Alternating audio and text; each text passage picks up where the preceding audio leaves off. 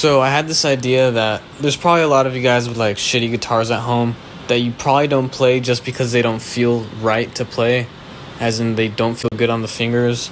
So what I've decided to do was I'm going to do a video on how to adjust a guitar to where it plays very well and you'll actually enjoy playing it despite being a cheaper guitar. So this is my Dave & Buster's signature guitar.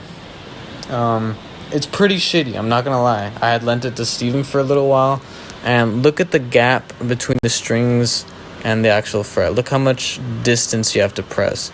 That's one reason to not play. Another reason is how sharp this is.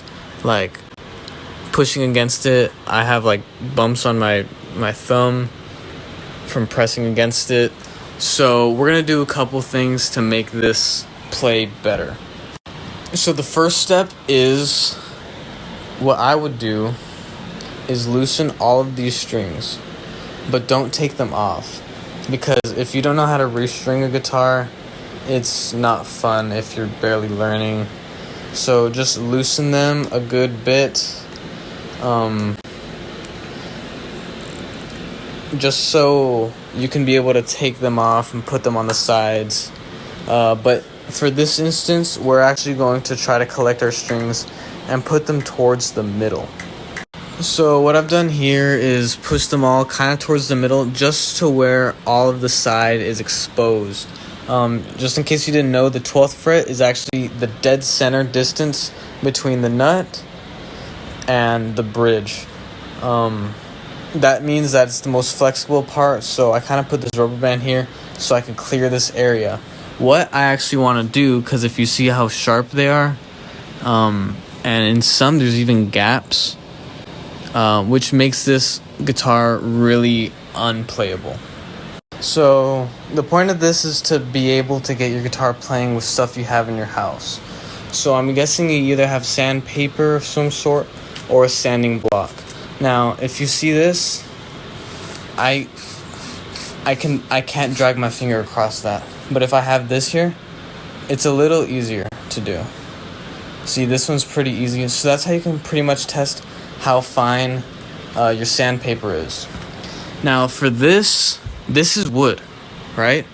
So sanding wood with sandpaper is like filing your nails. You have to be very careful not to go too far in. So what we're gonna do is just get this rough one and kind of lightly just go on the sides. It's gonna sound gross, but what you're gonna notice is that you're gonna trim away this edge, and you're also gonna like flatten out these little metal things. Now these metal things are called frets. However, they're not, I mean, this is a Dave & Buster's prize guitar. They didn't put any work into this. So you want to get your finger and just wrap it around the sandpaper and just kind of lightly on the edges. It's gonna sound gross, but if the guitar wasn't being used, this is something you should definitely do. It already feels smoother, but see how it ruins the finish a little bit? What you might want to do is use a sanding block with a very fine pattern, so that's a little less abrasive and still very effective.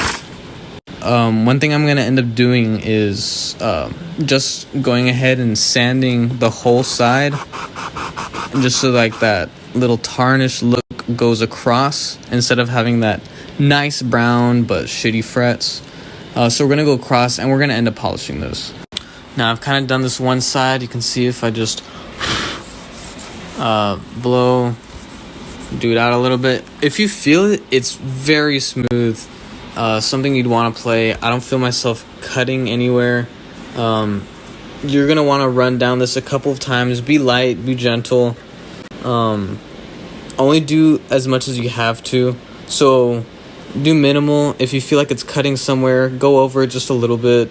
You don't want to completely, redo all of this, just until it feels nice. Now I repeated the process for the other side just so everything is pretty uniform.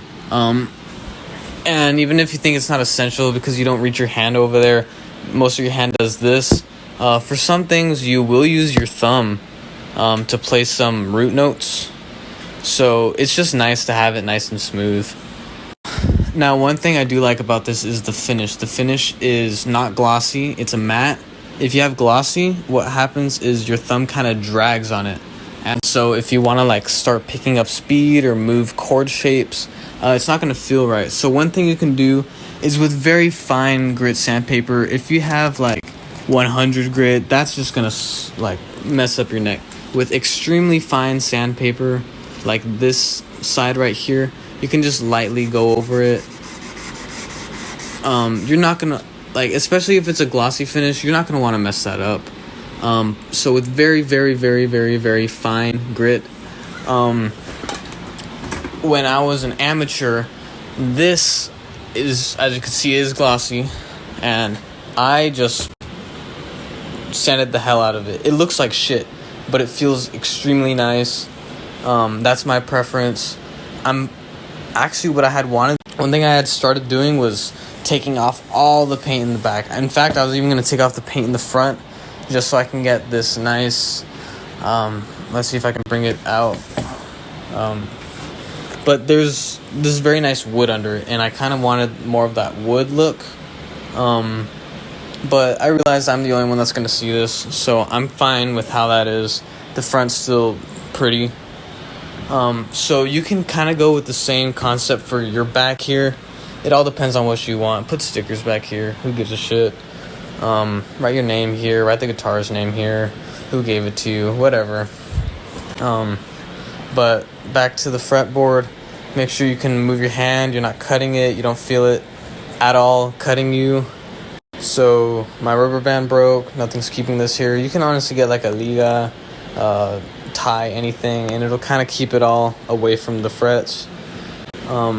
Again, I don't want to take off the strings just because I know most of you guys don't know how to restring or won't have strings at home. So this is kind of going to be a little hard to do.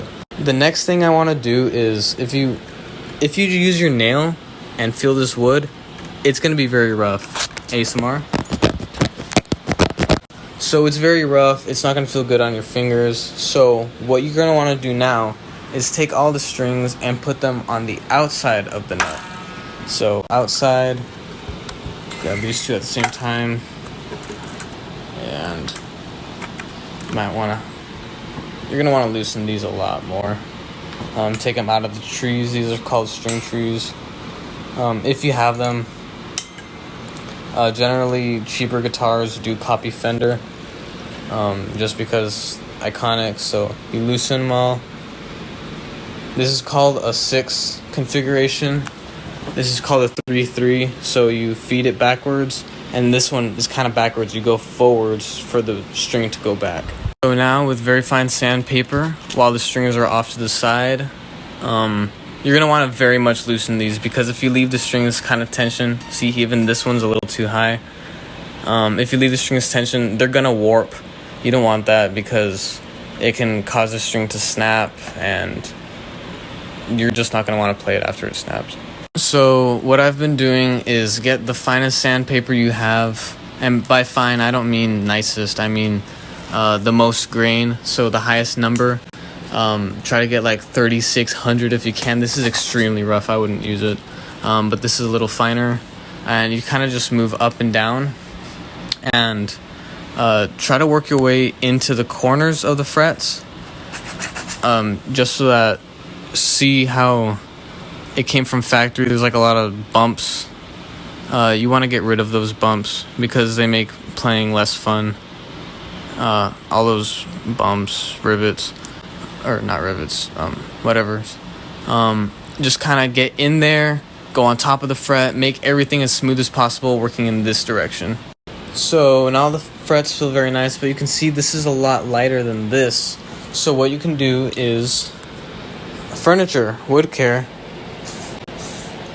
Just go up and down a little bit and get yourself a rag. Just go back and forth. And that replenishes the look of the wood.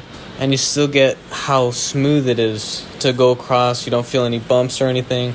It's very nice. So try to just move the strings out of the way, and with your other hand, kind of go up and down with that wood furniture cleaner. And let's see how it looks after. Great, so now it's all back nice and dark. This feels great. No little bumps or anything. Something I would enjoy playing, running my hand up and down. The back was already a matte finish, so that's fine for me. The next thing I want to do is adjust the nuts. So if you see here, if I can get it to focus, I probably can't, it's fine. But when you move this up, there's only so much gap there, and sometimes the strings don't go in right. So if I look right here, it kind of bumps over a little bit, which is kind of not good.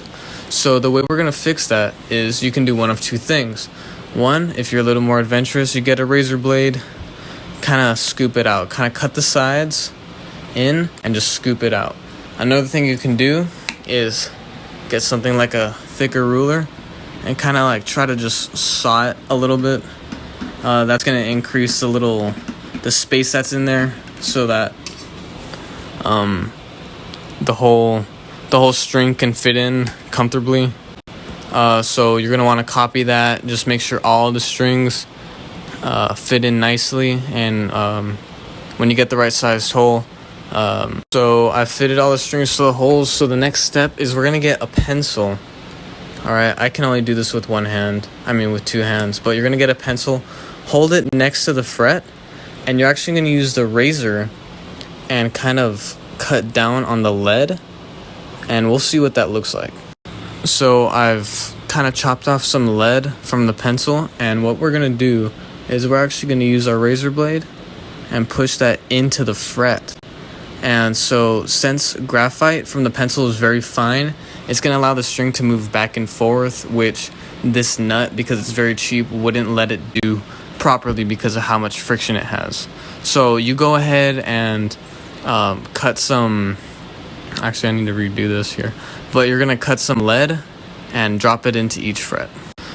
Alright, so this does look a little gross, but there's graphite in each hole. So what we're going to do is bring the string up and pop it into the right place. Pop it in. And we're going to do that for all these other ones too. I don't know what they're stuck on. But go ahead and just pop them all in. And now that they're all covered, you can go back with your rag and just kind of clean that nut. Nice. Clean that nut, and it's still a little dirty, so after we tighten up the strings, we'll be able to clean it correctly. Now, if you're watching my video for this guitar, you know that the more angle the string has, the more friction it has.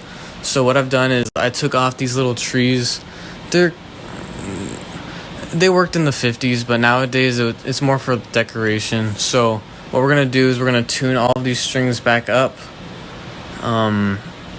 Just normally, if you have this 6 configuration, you just go backwards, and this screw goes around, tightening up this string, and yeah, just go ahead and get them all back up to tune. Now, one thing that might happen when you're tuning up is a string breaks. So the string broke, I had to take it out.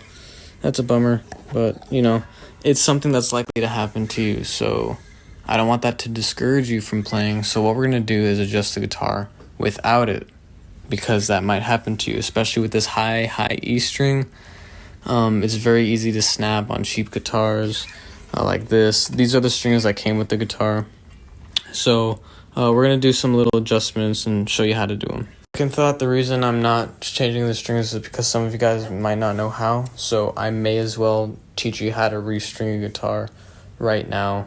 I'm going to use a tool that I have. It's okay if you don't have it. I'll show you what you can do instead.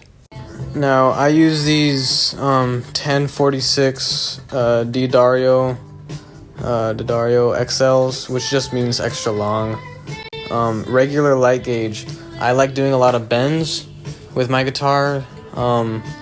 Chords, they're easy to play, so light gauge strings are good for new beginners or if you really like bending.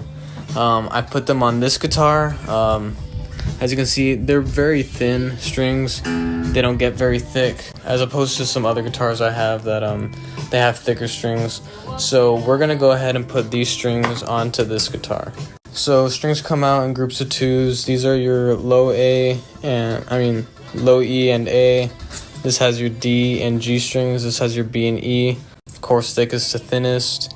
And so this little part right here, I can put in here like that and just snaps the string.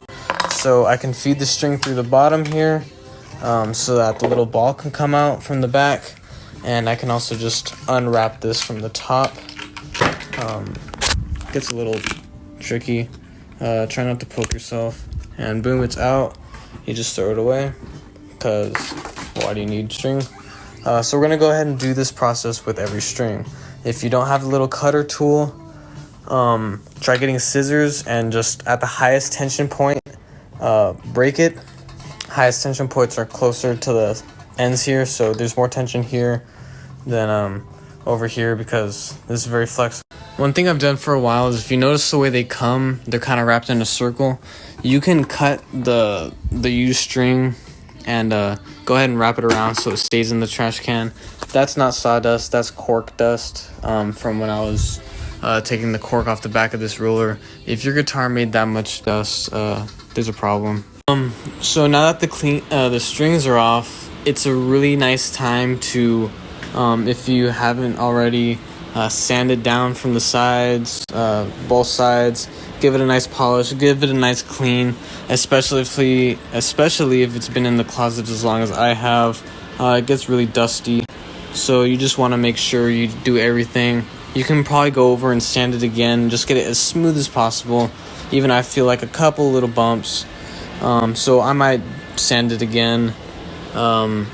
See you guys in a bit. So just resanded, repolished. Now's a great time to clean this area, everything really here, because once the strings are on, it's really a bitch to clean. So just got some lemon oil and a rag, and yeah, just cleaned it up. We're gonna learn how to do this today. We're gonna adjust the truss rod today, but for right now, let's just put the strings in. So there's two different kinds of bridges generally. This is more of a Fender style, where you need to insert the string through those little holes. The hole comes out of there, and you need to string it up, wind it up all the way over here. The second kind is your Epiphone kind of bridge, called Tune-o-matic bridge. So there, you'd normally put the string in through that hole, have it come out through here, and bring it over here. I recommend doing it the other way around, where you put it in through there, bring it up, and go around, just so that angle is a little less. But for here, you only have the option to do it where you string it in. So let's get started. So it doesn't take too much effort. Once you just put the string in through there, it stays pretty straight. It comes up through here. If you're gonna have any problems, it's gonna be with some like this where the screw's there, so you might want to take the screw out a little bit. But now that the string's here, we're able to bring it up over. What I like to do is put all the strings in through first. Now if you're kind of forgetful or I don't know which string to put, here's this little thing on the back that's first refers to the thinnest and 6 refers to the thickest. So there's little balls or beads at the end of each string that tell you which one. So next I need to put on the D string, which is black, so I know that I need to put on this black one. If you lose this or you don't have those kind of strings, it's pretty easy. You just grab 2 strings, compare which one looks thicker. Okay, this one goes towards the closest to me, this one's gonna go farther, and you just do that with the rest of the strings. Alright, quick little lesson on buying strings. These are a size 10. That's relatively light, medium. I think that's actually what they're called. Let's see. Regular light. No, they're called regular light. So these are 10 gauge. So the first number is how many millimeters or millimeters. So you can't even see the damn string. Let's see. See, I can't focus on it, but your highest string, it's referring to that. So this is 0.1 millimeter in length. And so what that's going to mean is it's going to be easier to press. So they're great for learning They're easier to bend. They're just more malleable strings. If you're a little more experienced and you like playing these like nice chords that ring out, if you want more sustain on your instrument, you're gonna want to get thicker strings. Also, concert tuning is E standard, so where this is E, A, D, G, B, E. If you tend to play more metal, you might start experimenting with tuning down each string, and that means that the string has less tension and it's going to get all wobbly. Tuning is going to be a bit off, so in that instance, you would also want to get thicker strings. Alright, lesson's over, so now we're going to go grab our thickest string and we're going to put it through the hole, because we love putting it through the hole, and we're just going to grab it, have it go over here. Again, my strings are thicker than what's here, so what I'm probably gonna have to do is get a razor blade, or hell, if you can fit a nail file in there, a very thin one, that's a great way to get rid of that extra space, reduce friction so your tuning's better, your bends can be cleaner, all that fun stuff. So my rule of thumb for these kind of guitars with these tunings is I'll go to the third away, I'll put tension on the string kind of loose, and I'll bring it back in and then push it up. So you're gonna bend the wire like that, and see it's bent up now, and that's when we start turning this in, right? And then since this is bent, it starts turning. You can start pushing it in the direction that it's going to need to go into, so it maintains its shape. I'm doing this by hand just to show you how you would be doing it. In reality, when I do this, I have a tool, this tool, and it's a crank. Just do it easily. I'm lazy, but just hold on to this shape. Make sure it stays in that. Got cut off, so just make sure you keep this shape while you're winding. You want the bottom string to go under, just because that's how it's traditionally wound. If you were to do it like me, it's a little more complicated, but traditionally you want to have the excess string go up and the string winding going below it. So one of my tricks is I'll bend this up, just keep it up, and I'll actually pull the string however I can if it's against the nut, and I'll push down on here while I crank this with my other hand, just so I can make sure that each layer goes below the last, because that's how it's traditionally tuned, and you just push it down to make sure everything goes in order. Because if not, then they'll start going back up on themselves and it starts looking all ugly. Now if you want to be quirky, a good distance would be, again, maybe that third or fourth, and then cutting there. So that's about this length. And so it's like, oh, look at me, I'm quirky, I have messed up guitar strings, but they're still manageable. Another thing you can do is turn them inside. I'll actually show you how that looks right now. So you can wrap it in a little circle, change the size of the circle however you want. It's pretty much the same concept as when you threw away the strings. You put them in a circle, and then you wrap the excess string around the middle of the circle, or try to go inside. If I can do it. I can't do it one-handed. But yeah, you can understand how to do that. So that's another quirky thing you can do to make the guitar more yours. I know Mac DeMarco does something similar where he doesn't cut it because he's quirky too. So now we're just going to repeat the same process because these are all in line. We're going to repeat the exact same process for every string. After you get to here, you can use a third. Actually, with treble strings, I'll show you how to do those in a bit. Alright, so for every tool I use, mostly they come out of this Harbor Freight bag. Just basic house tools that I kind of expect most people to have. So if you have one of these kind of bridges, you're going to want to get like the thinnest Allen wrench or hex key, whatever you want to call them, and put them in. And especially if these are extremely raised like that, you're going to want to get them all more or less like that second one right there. So If they're too high, you put them in. All right, line it up and unscrew it. As you oh shit, I lost it. But as you unscrew it, it's gonna make that little cylinder come up, pushing down on there and making this whole thing go a little bit lower. So for these bridges, the smallest one is normally about a 1/16 or a 1.5. And you actually might need both because I know this screw is actually smaller than that one. So when you get these cheaper guitars, they're a little more difficult. So one thing that we're going to do now that they're all raised a little bit and the bars have dropped, we're actually going to screw this inward, so that we can clean under here. Alright, quick lesson. As you screw in, it pushes this thing back because it's threaded on this side. The springs act as tension so that it pushes against it and it stays steady. And also, this is not something I can take off. That's just straight up because these little cylinders were so deep in, it was digging into the metal here. So that's something that's going to have to end up staying here. For now, we're just going to finish restringing. Now, quick pro tip, the thinner the string is, the more you're going to like pull the string out before you push it in and make this little bend, because of course you see there's only 3 here because of how thick it is. There's 4, 5 there, and there's 4 here.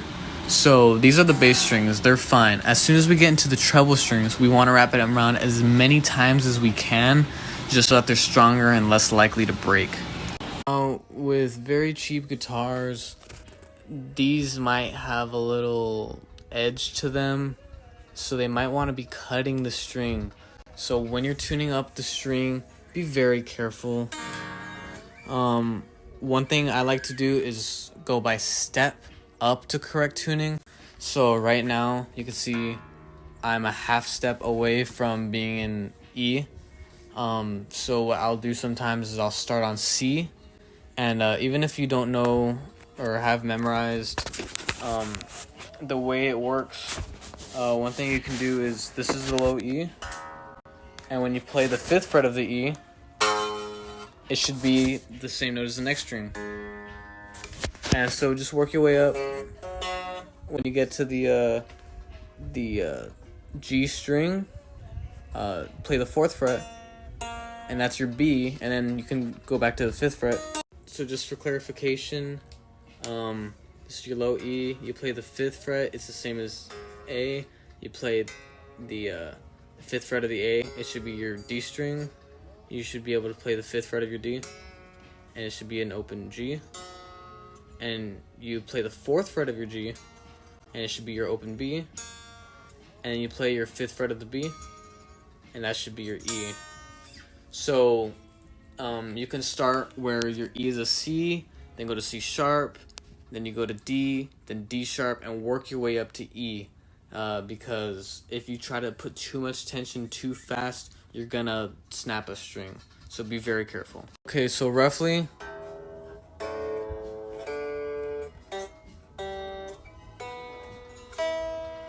it's roughly in tune. I really want to give this guitar time to rest and let the neck adjust to the new tension. I want the strings to kind of stretch out by themselves. If you want to help out a little bit, you can wiggle right here on the 12th fret, just back and forth, nothing too big. See, I'm not even touching like the next string. I'm like barely getting there. And you just do that with each string. Just kind of wiggle it around. You're helping the string stretch out a little bit, but nothing too crazy because that's going to cause a string to pop.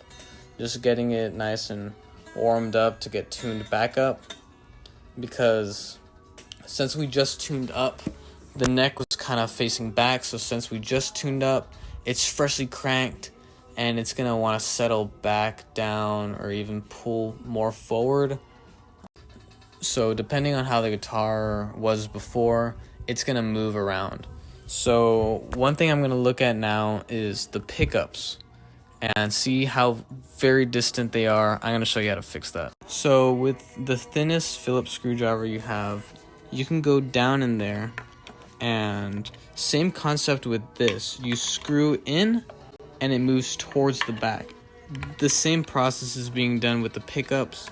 So you go down there, screw in, and they start picking up, unless I'm wrong. These are very weird. They're not moving. Oh, wow. So they installed these without screws. So without springs, which is very messed up. I would go downstairs and look for more springs, but one, I probably don't have any, and two, I'd have to take the strings back off. So just for reference, if you do have springs, you're gonna want to get kind of like the centermost screw. I'll show you on this one just because you can see it better. If we go down here and start screwing in, you can see the pickup coming up, and that closes the distance between the string and the pickup. You're gonna want to kind of put it a little farther down. Rule of thumb, you're kind of gonna want this little screw to be level with this fret. So what I like to do is I get a ruler, lay it flat, and try to see if it'll line up with the frets and that little screw. Another quick easy test is if you press down on the last fret and it buzzes on the pickup, that side's fine. Let's look at this side. It's slightly buzzing, so this needs to go down just a little bit. So we're gonna screw out so it moves down a little bit. And, oh, I'm sorry, it's the other way around. No, it's not. I'm just being stupid. Wait a minute. Screw out. Press down on the last fret. So, oh, I just realized it's actually scratching on this one. So, same rule applies to both. Make sure none of them are scratching. I dropped my screwdriver, but you get it. So, you can see after leaving it alone for a while, it kind of dropped back down. So, we're going to bring it back up and let it sit for about 5 minutes. That's too sharp, but tune it all up to E, A, D, G, B, E. If you don't have a tuner like mine, get an app. I like to use Pitch. So E, A, D, G, B, E. So I've given it time to rest, tuned it back up to E, stretched it out a little bit, tuned it back up to E. So now it's perfectly in tune. So now we're going to adjust the bow, which is how warped the neck is. So there's not enough tension going this way, so the neck is going backwards. So if I grabbed my straight edge here and put it on one end, it's touching here, but when you can look in there, which I don't think you really can, it's floating over the frets. See, if I put it down, up, down, I can touch. And if I go back here, touch the back, it's floating over here again. So that means we're gonna need to move the truss rod up. So what I like to do is I'll balance kind of the 6-inch mark on the 12th fret and kind of check it. See, are there any gaps that I see? Then I'll do it on the 7th, or pretty much push the ruler as far back as it can go. What's it doing over here? So as far as I can see, it's actually making contact. It's very flat. If I bring it over here, or it's barely off anymore, what's it doing? Are there any gaps in the middle? There's not. So this neck is perfectly flat. Of course, I was messing around with it before, but I didn't think I'd actually get it right on. So let's say you didn't get it right on. There's two ways of checking. One, if you're kind of playing and you play here and it starts buzzing like very badly, and you play over here and it starts buzzing very badly, that means your neck is like this, right? So if it was like that, you would want to put, where's the screw? Oh no, wait 1 second. this is a 1516 hex key, and this is the standard for, you put it in here and you look at it this way. So you pretend that's a clock. So you'd say that's about 11 o'clock. So if your neck was curved like this, you would turn it this way, counterclockwise. So you would go from, say, 11 to try 10 or 9. And of course, it's easier if you start off in more of a 2 o'clock position and move to 12. And inversely, if you're getting a lot of buzzing in like the 12th fret area, the 7th fret area, that means your neck is like that. And to fix that, you would go start from, say, 9 o'clock, go to 12 o'clock, or start from 12 o'clock and go to 2 o'clock. This is a 1516 wrench. The way I like to check it, just because sometimes you can get buzzing even if it's perfectly straight. So the way I like to check it, again, I'll go as far back as I can with the ruler to where it hits the nut, and just see what's going on. I put weight down on the other side, see what's going on over here. So now that I see it, if I put a little weight down, there's a tiny little gap. So that means that the neck is slightly like this. So I could turn it about 30 minutes this way. So I can go from about 12:30 to 12. But I'm kind of fine with it. I'm lazy. And I doubt you're actually gonna take the time to measure it. So let's just finish this up. One thing I forgot to mention, this is works with these kinds of guitars too. You would have to unscrew this little bell. Actually, I never screwed this screw back in. But what I like to do is completely take these out and leave this one a little bit in, so you can just kind of pivot it off of that screw. And it's the same size wrench. It goes in there, same adjustment. So now what we're going to do is, you see there's a lot of space under the strings right there, but not a lot over here. One way we can fix that is by lowering this just a little bit more, to where these little cylinders start coming out a little bit, but they don't allow the strings to buzz. So that's going to be hard to do, but I'll show you how to do it. Another thing that's important to remember is that whenever you're adjusting the truss rod or this, tune to the actual tuning you're going to use. I'm just going to use E because it's basics, literally standard tuning. But if you are more into like the Smiths, that kind of stuff, you might even want to tune up to an F. And if you're into more metal sound, you might want to tune down. So you do all these adjustments in E flat if you want to play heavier stuff, or F to even F sharp. Of course, you can just use E standard and then use a capo, and boom, you're tuned in F sharp. Doesn't Viceroy, whatever. So I kind of just wanted to show that everything that's E standard tuning, which is what I plan to keep this in. There's a little bit of fret buzz on the first, which means that the neck is a little bit like that, which would just take a counterclockwise turn. But when you get up to here,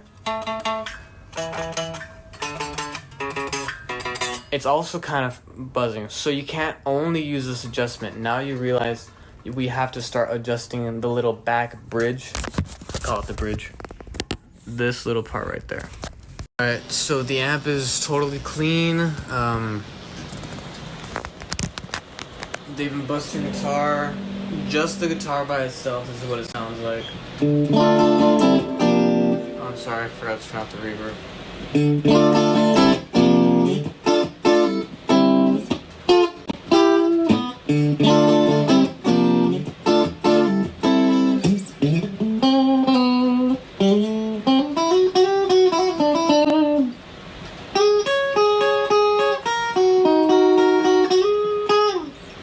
There's a couple settings. Low.